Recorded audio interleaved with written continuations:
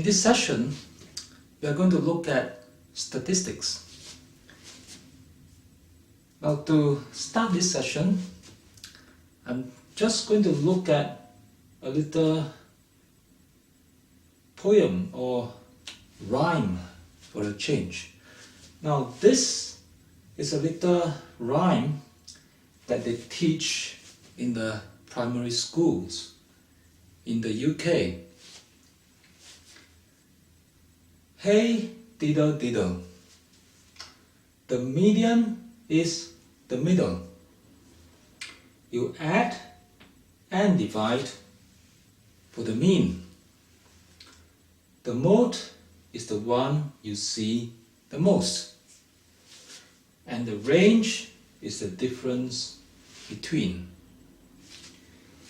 Now, when I first learned statistics a long time ago, it took me a long time, many months, a few years actually, when I was little, to understand or to tell the difference between median, mean, mode, and range. Range was alright, but I did have trouble trying to tell between median, mean, and mode. And I was really happy after so many years to learn that there is such a rhyme. It really helps.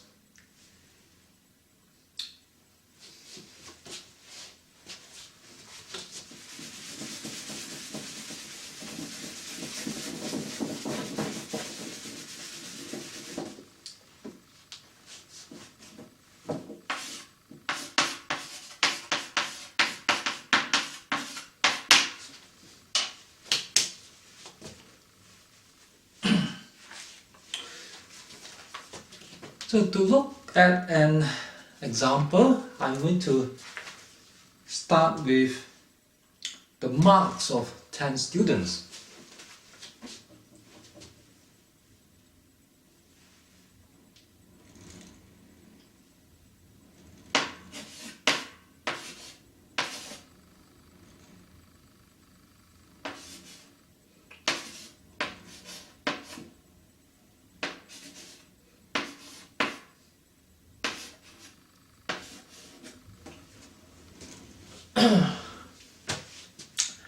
So suppose that there is a class of 10 students and they've done some homework and now they receive the marks from the teachers. And suppose that these are the marks. Alright, so one of them has 5 marks for his work, one has 2 for hers, and so on. So we have 10 numbers here. Now, what people like to do when they look at these, a bunch of numbers, lots of numbers, is to try to understand them. Okay? Now, if, for example, I look at the marks of a group of students, the first thing that you think about is how many of them have high marks, how many of them have low marks, and you might want this to tell you something about whether the students are hardworking or clever or not. Okay, so that's what we tend to do, and there are other examples, like if you can imagine measuring the heights of the people in a country or the weights of the students in a school.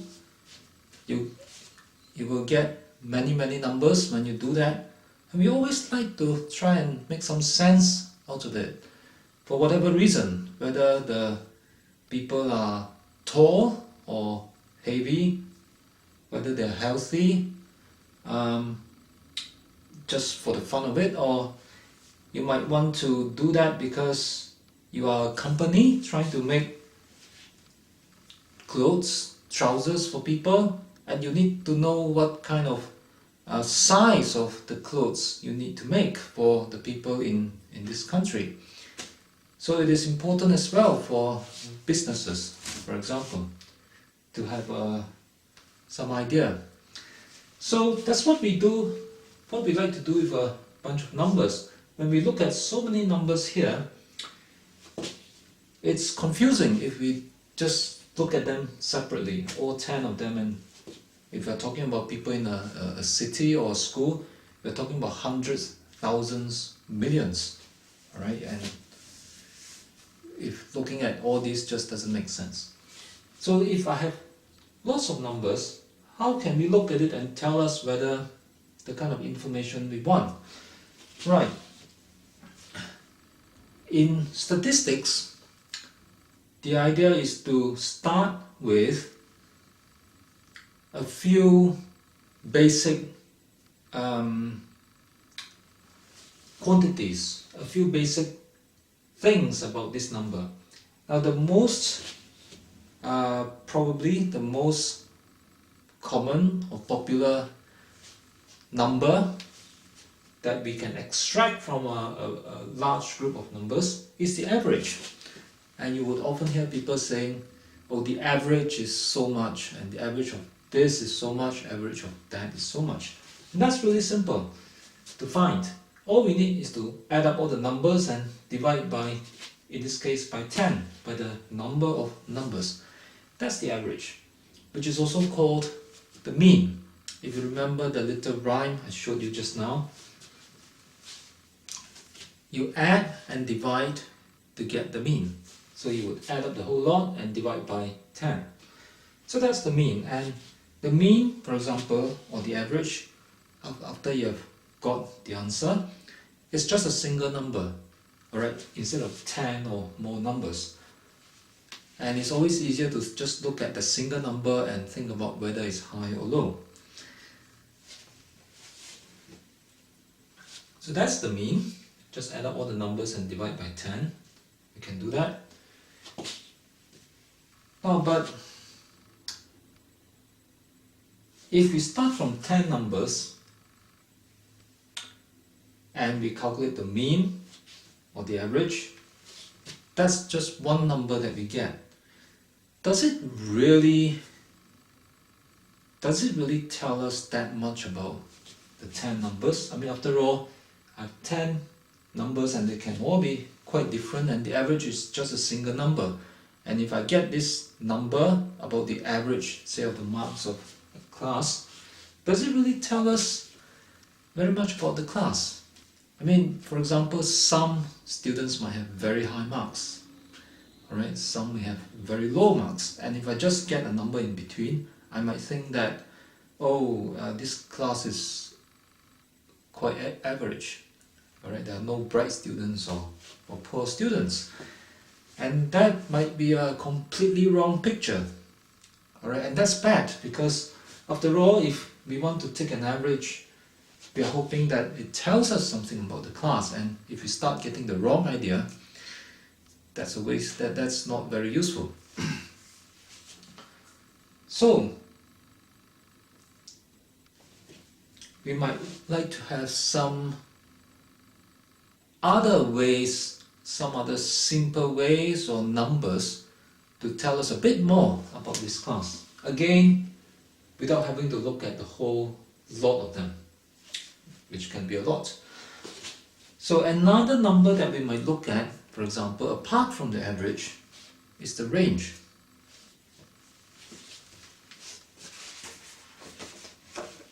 Remember from little rhyme just now? The range is the difference between. Between what? Between the biggest number here and the smallest. So in this case, that might be the biggest is 5 and the smallest is actually 2. So if I take the difference between them, 5 and 2, I get 3. And 3 is the range. It tells me the difference between the highest mark and the lowest mark, right? Now that kind of answers the question just now, which is how do we know who are if there are very bright students or very poor students. So if you have the average, it tells you sort of the average, the middle kind of mark. Now, but if you have the range, alright, that tells me the difference between the highest and lowest. So with the average and the range, that tells me more information. For example, if I have a very small range, that means that most of the marks of the students are quite close to the average. Alright, so if the average is high, it means that most of them are high. Low means most of them are low. But if the range is a big number, say compared to the average, and that tells me that there are some students who have very high marks and some who have very low marks. So average and range tells me more information. Right.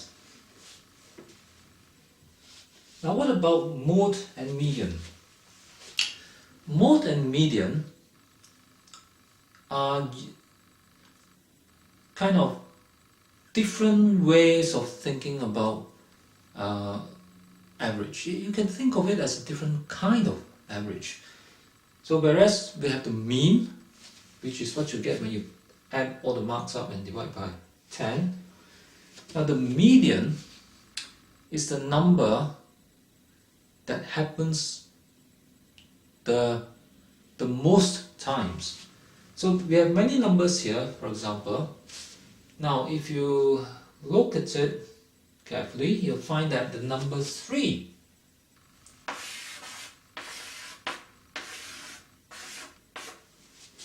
happens most frequently. Alright, for example, 3 happens 4 times, 5 only 2 times, the 2 only 3 times, 4 only once. So 3 is the mode.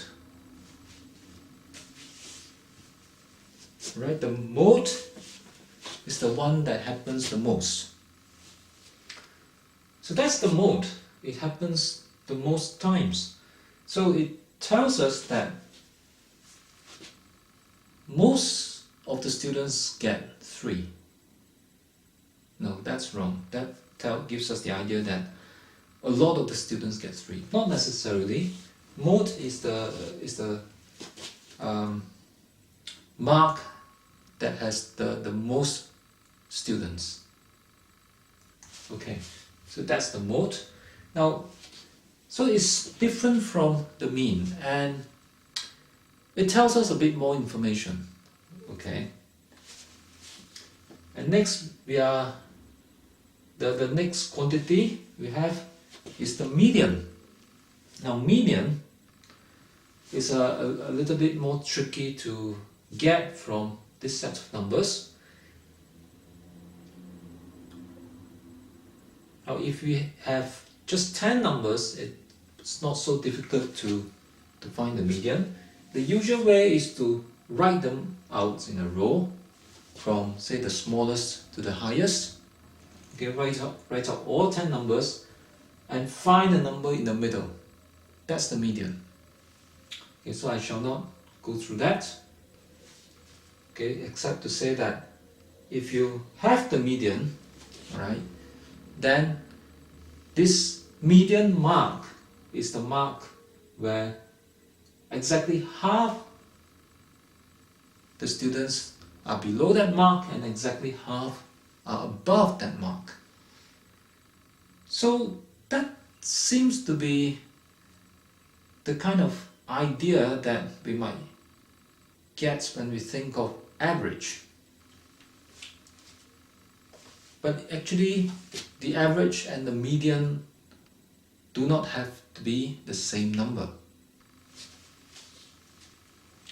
Okay, so all these ideas It's just to put us in a better position to appreciate what statistics is about, rather than having to just learn a set of formulas to do maths and answer question. All right, having this background usually helps when we do questions. So I've talked about median, mode, mean, range. So each of these is a single number which we can get from a set of numbers or data, as people like to call it. Now, apart from these four numbers, median, mode, mean and range, there is another thing that people can do with statistics. Because even with these four numbers, people are that they don't tell us, they don't always tell us as much information as we want to know. And there is another way that can give us even more information, as in without having to look at all the numbers, but a simple way to represent this. And that is called the distribution. And that's what we are going to look at now. Right.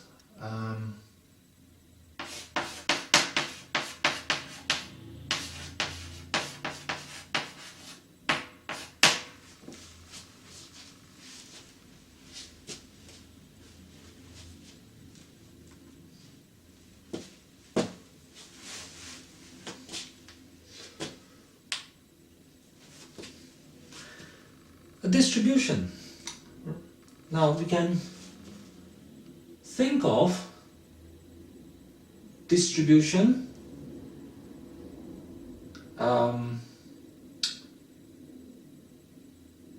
to mean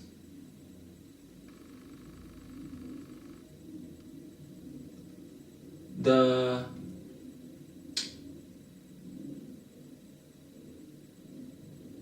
frequency, the number of times that each of these marks appear. So it's easier if I start by actually writing this down for this example by drawing a table. Now imagine that I have a table, think of a table where one column is the mark and the other column is the frequency. Now by frequency, it means how many times that mark happens. So I want to make a table with two columns, and this left column here is the marks.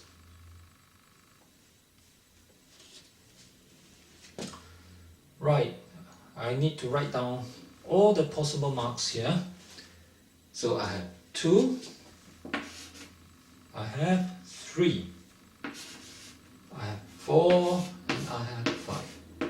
So these are the possible marks. So that's the first step to think about a distribution, or to write down one. To write down the possible numbers that we have. Right.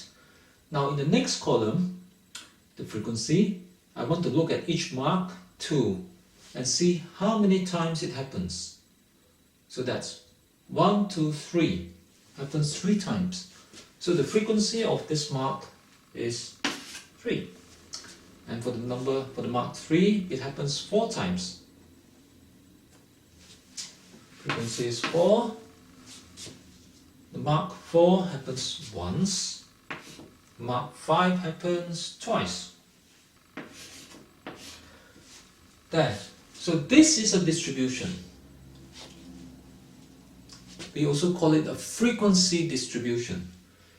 So it means that there are these different marks that are possible, and in this class of 10 students, some get 2 marks, some get 3 marks, some get 4 marks, some get 5 marks, and together they make up the whole class of the 10 students.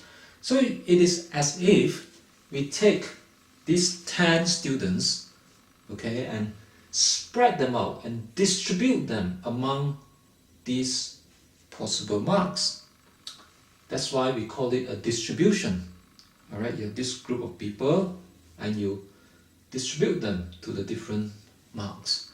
So that's a strange way of thinking about it, but mathematically it's kind of logical.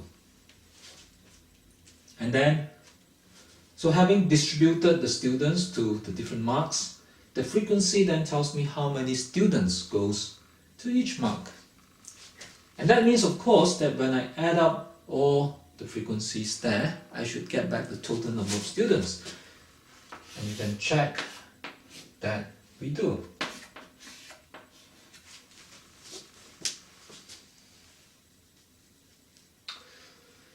So what we have here is a frequency distribution, and in a way it summarizes the data, summarizes all these numbers here into a smaller number of numbers. Okay, now it may not look like much. I have 10 numbers here, and if you look at this, I have 8 numbers. That's not a big difference. But this is just a simple example. If we imagine that instead of looking at, say, this small class of 10 students, I look at a whole school of 100 students, okay, that would be 100 marks here, and then I may still have just 8 or so numbers here, where these are the possible marks, but I have frequencies that could be a lot bigger. Well, I have numbers in the frequency that can be a lot bigger if I have 100 students, but I will still be looking at just these 8 numbers, for example. So I can have lots and lots and lots of students, or I can be looking at, say, a whole country of students, and they can still be summarized into this. The marks could still be summarized into a table like this with just these numbers here. So in that sense, a frequency distribution is a much smaller set of numbers compared to all the possible marks that I might get with a large number of students. But it is more complicated than just the average, just the mean or the median or the range, which are just one or a few numbers. Alright, I do get more numbers here, but it does tell us more information. Right? If I look at this, I can see, for example, what can I tell from here? Right, I can tell that frequency is, that's the biggest number for the frequency, for example. So this mark 3 happens the most time. Remember what that means? That means that 3 is the mode. Okay, so that's the mode. So does that mean that we can actually calculate all the mode, mean, median and range from the distribution? Maybe. It depends on how we do the distribution, but in this case, actually we can. Now if you, right, that's the mode. What else can we calculate? Let's try the range. Now, the range is the biggest mark, the difference between the biggest mark and the smallest mark.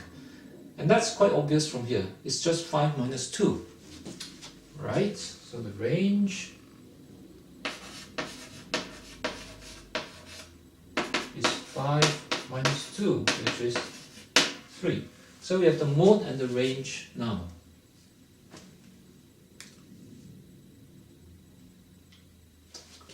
How about the median? Now the median is the middle. Okay, we need something more to find it from this distribution. Now, the mean is the middle. Middle means that the median mark. All right, I find it sometimes confusing to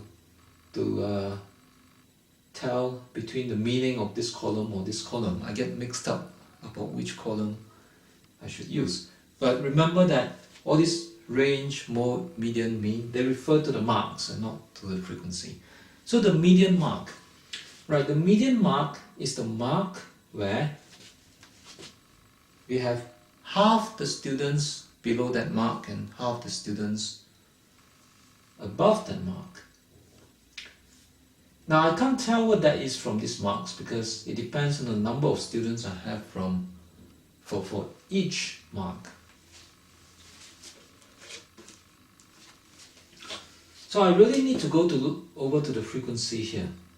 Now, so the frequency refers to marks going from lowest to the highest, and I have 10 students. So the middle mark would mean, the median mark would mean that I should have 5 students below that mark and 5 students above that mark. Now, to be more precise,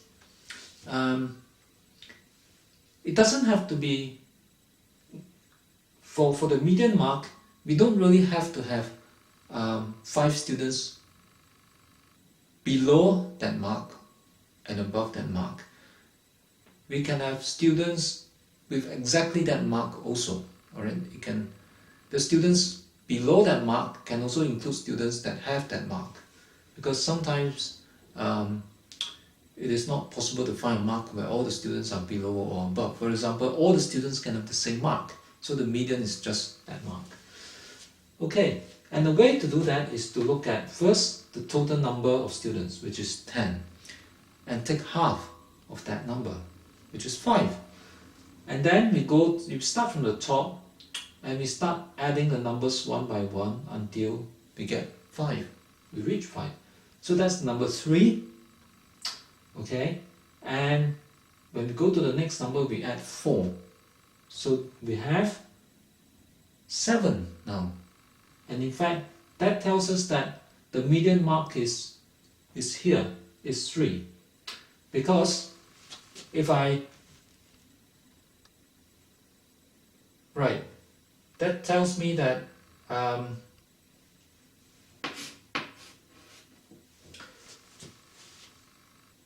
half the number of students have 3 marks or below, and half the number of students have 3 marks and above. So the 3 in this case is also the median. Okay. So that was a slightly tricky one, finding the median from the distribution. It's a lot easier if we can simply write out all these 10 numbers, 10 marks in a row, and then just count up to the 5th number. But we can't do that if we have 100 or 1,000,000 numbers. Right, that's the median. And then the last number is the mean. Can we find the mean from this distribution? Well, we know how to find the mean if we look at all 10 numbers separately. All we need is to add up all the 10 numbers and divide by 10. That's how we find the mean from all the numbers when they're all written out. Now again, it's difficult if we have 100 or thousands of numbers. So if instead we have a distribution like that, we can also use it to find the mean. Now, to start with some idea, the first step, as we have seen, is really to add up the marks of all 10 students. Now how can I do that with the information in this distribution? For example, look at this mark 2. Alright, now I cannot just add up the marks. I cannot just add up these numbers. I cannot just add 2 plus 3 plus 4 plus 5. That does not give me the marks of all the total marks of all the students. Alright, because I can have more than students with the mark of 2. And in this case I do. I have 3 students with the mark of 2. So what we can do is to add up all the marks of all the students who have this mark. I simply multiply 2 by 3. So that gives us the marks of the students who have 2 marks. Likewise, if I take this mark 3 times the 4 students, I get the number of the total of the marks of the 4 students who got 3. And I can do it for 4 times 1 and 5 times 2. And then when I add up all those products, I should get the total marks. I should get the same answer as if I add up all the 10 numbers, all the 10 separate numbers. So let me write that down somewhere. Let's make some space up there. Okay. Mean. So to find the mean, I must multiply the frequency by the mark. So I do 2 times 3 for those who got, all those who got 2 marks. For all those who got 3 marks, I get 3 times 4. Those that got 4 marks, 4 times 1. For 5 marks, 5 times 2. So if I add these all up, that should give me the total mark. Alright, the answer for that should be the same as adding all the 10 marks directly. So that's the sum of them all. So I've added up all the possible marks, and now I must divide. I must divide by 10, by the total number of students. And now if I do not know that it is 10, I have to add up all the numbers in the frequency. So let me just write that out. I must add 3, 4, 1 and 2. So 3 plus 4 plus 1 plus 2. And that is the formula. I've just written out a formula for finding the mean from a distribution. Alright, we multiply the marks and the frequency for each mark, add those up, and we divide by the sum of the frequency. And you can do that for any distribution table that you see. It's just the same method, same formula.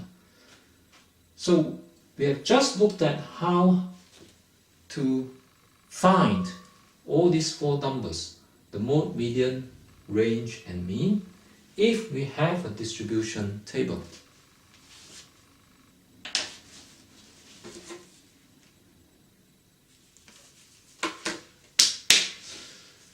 So what I've done so far is to explain the idea behind a distribution and how we can make a table of distribution from a set of data. But this is just a very simple example. Okay, now it is possible, as I've said a few times, to have more than 10 marks, to have lots of marks, like hundreds of students in a school or millions of people in a country. So we can have numbers, lots of them, that we want to make a distribution out of. And we can have numbers that are not just simple whole numbers like that. Notice that I've just simple numbers, small numbers here, that I can write them out or write them all out in a column. But I can have big numbers. Instead of 2, 3, 4, 5, I can have 10, 100, 1,000. I can have decimals. I can have big and accurate and complicated numbers, all sorts of numbers. So I cannot possibly write out all these numbers when I have lots of them. And in such case, which is the more common cases, I need to group the numbers into groups. Alright, so instead of writing 2, 3, 4, and 5, if I start getting numbers like 2.1, 3.6, 5, and so on, things get more complicated. So instead of just writing out separate numbers under this column, I could instead put them into groups. So I can say maybe from 2 to 3. So this is from 2 to 3. This is from right, let me make this a bit more, let's see. Yeah, okay, I'll just use this example. It can be said from 2 to 3, from 3 to 4, from 4 to 5, from 5 to 6. So what this means is that the frequency here would represent numbers that are between 2 and 3. So if I have the number that is, say, 2.1, I would count that as a number in this interval or in this class. So each of this, instead of a single number, I have a range of number for each group, and I call this a class.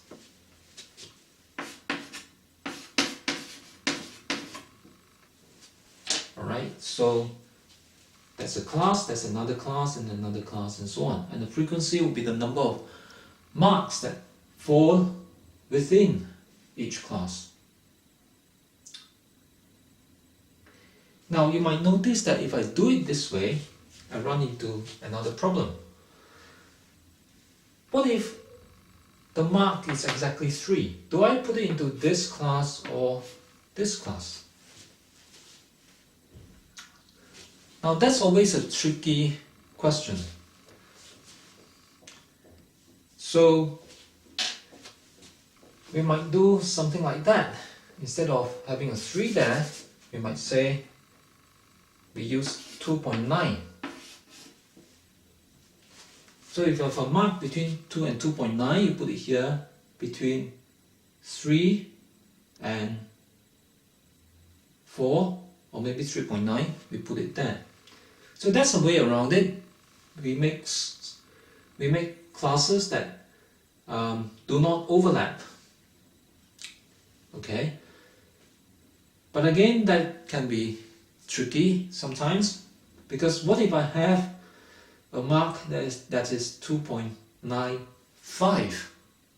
So you can only really do this if the marks are all corrected to one decimal place. But if I can have any number, then that's tricky. So another way to do it is to say, right, the mark must be is from 2 to 3, but it does not include the number 3. It can be any number less than 3. So I can go on and it gets more tricky each time. So I shan't go into that, but the main idea that I want to explain here is that when you get more complicated numbers, and when you get more numbers to deal with, we have to start using this idea of a class to group the numbers into groups. And that when we do that, we have to be careful that the different classes do not overlap. And you can always make up some ways to deal with that.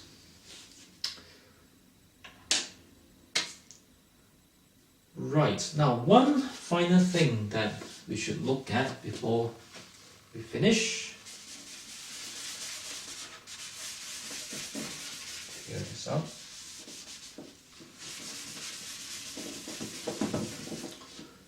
So having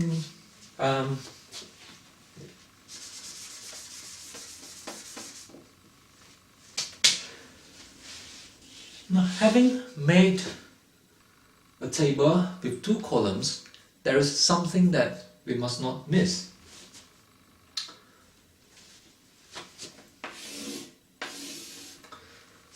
We must not miss the chance to plot a graph. Now, if we think of this column, the mark column, as the x-axis and the frequency column as the y-axis, you can see that we would be able to make a graph out of this. So let's try that. 2, 3, 4, 5 are the possible numbers for this axis. So 2, 3, 4, 5.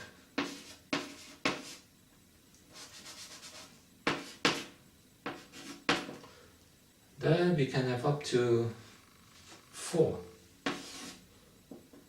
1, 2, 3, 4.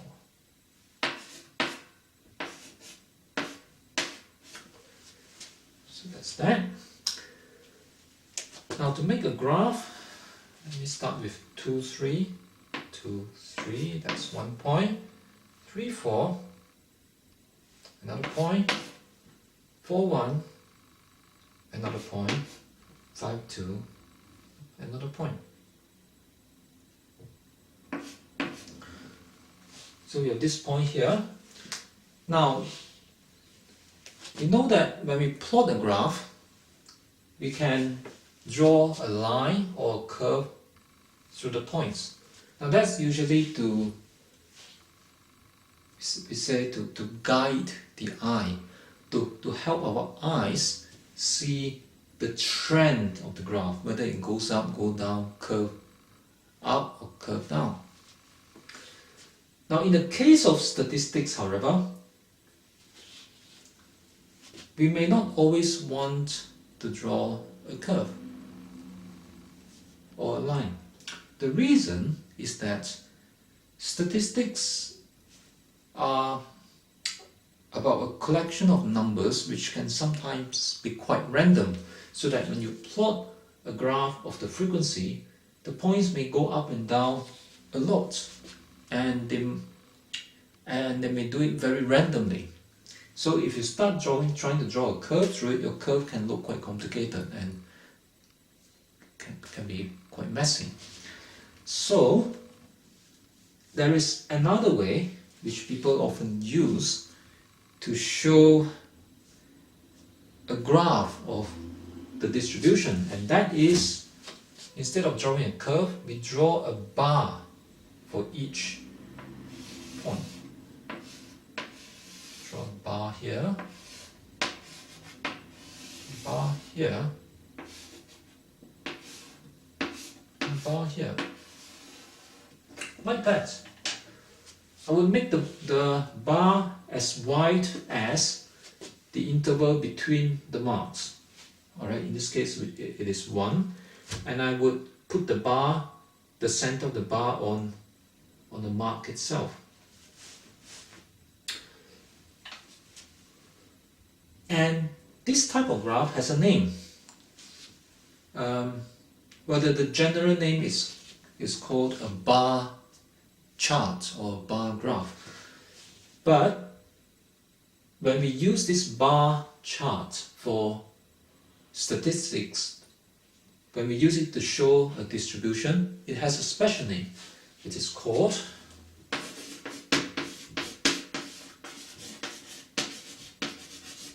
a histogram.